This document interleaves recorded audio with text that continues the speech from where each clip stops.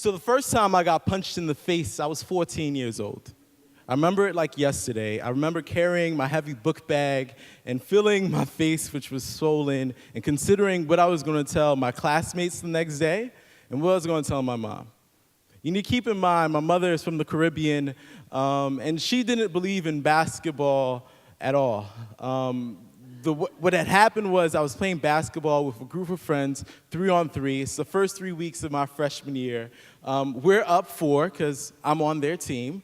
And things are going well until the ball is checked, the play's in motion, and I get hit in the face. And I remember just thinking about learning the game of basketball about 2 summers prior and just being really excited about how creative it is, how you can do spin moves and dribble moves and all sorts of things and be your full self on the basketball court. My mother did not believe in that at all. In fact, I remember I told her that my dream was to be on the high school varsity basketball team, and she told me that there's only 2 teams she wanted me to be on, Team Jesus and Team Books. A few days later, after I got hit in the face, just before we were walking into the high school, we met a man who told us that he was the father of the boy who hit me. And he looked us in the eye, and he asked for our forgiveness. He said that over the last few months, him and his son had been going through some things, and that his son didn't know what to do with his anger. My mother and I, we were looking at each other, and we forgave him. But then something else happened.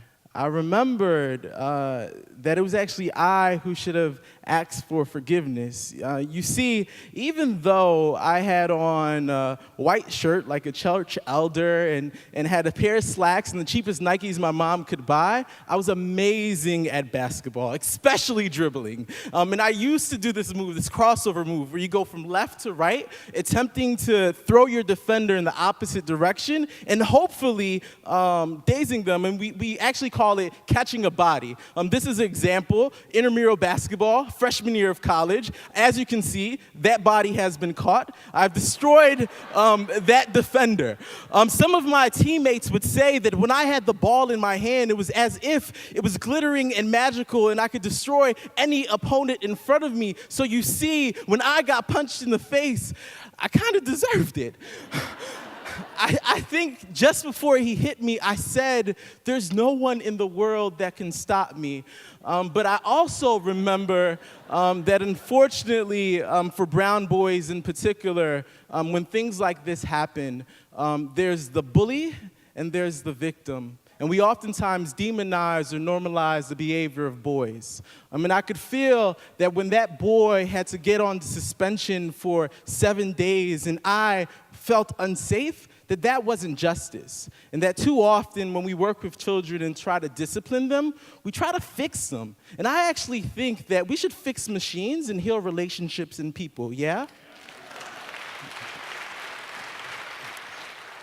So, because at the end of the day, I ended up transferring schools because I was good at ball. And he ended up transferring schools as well because I think he was tired of being targeted. And many boys, as they grow older and we treat them as people that need to be fixed instead of individuals that need to be healed, they get locked up and closed in and never get the opportunity to fully express themselves. The other piece of this is that the folks who do this are well-intentioned. They're trying to address oppression. But we also have to consider that when we address oppression, we also have to respect the person, right? The next day, I have to go to school. How are you going to explain this I? And then the final thing is that boys have the right to express all their emotions. Drake is a phenomenal hip-hop rapper who mixes gangster rap with emotional ballads to his lovers. And I think the reason why Drake is such a popular rapper is because boys feel as if they can express all of their emotions and feel the gamut of who they are as people. And so those of us who are educators and work with young people, we need to consider that we need to let young people Drake their emotions. And so finally, I just want to share with you why Black Guys crossovers are important from moving a boy to becoming a man. Thank you.